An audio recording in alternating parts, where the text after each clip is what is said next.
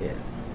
Karena kita ingin per tahunnya punya dana 30 miliar untuk menyelesaikan kemiskinan. Yang memutarkannya Bank Jabar Syariah. Iya, oke. Ya konsepnya luar biasa, tetapi yang perlu kita mendasar gini, Bro. Kemiskinan itu terjadi bukan hanya masyarakat kehilangan pendapatan, tetapi kemiskinan itu bakal terjadi manakala satu, rumah sakit mahal. Tidak ada penjaminan bagi masyarakat untuk berobat gratis. Dijamin BPJS-nya menjadi BPJS tanggungan pemerintah. Orang istilahnya KIS. Nah, kemudian yang kedua, sekolah mahal. Kan gitu loh. Terus kemudian yang ketiga, akses terhadap pasar. Jadi ya, nanti di Kota Sukabumi agar difokuskan pada layanan. Satu, kalau orang sakit itu ada yang mengobati dan negara tampil untuk mengobatinya. Dari rumah diangkut oleh ambulans sampai ke rumah sakit. Yang kedua, diupayakan yang nungguin orang sakit di rumah sakitnya itu dibantu. Kenapa? Karena ketika orang miskin sakit, maka dia kehilangan pekerjaan dan pendapatan. Betul. Yang nungguinnya ngutang untuk makan.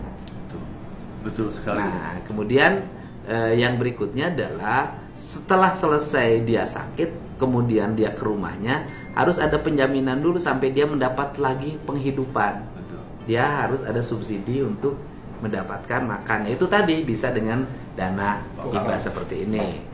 Nah, kemudian yang sekolah free sekolahnya. Kemudian anak-anak, mohon maaf ya, anak-anak orang miskin hari ini itu juga mentalnya mulai berubah.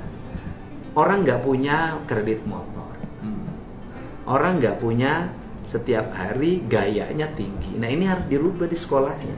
Sekolahnya nanti harus mendorong siswa-siswa itu punya kreativitas. Jadi nanti pendidikannya harus diarahin, Pak. Kayak tadi.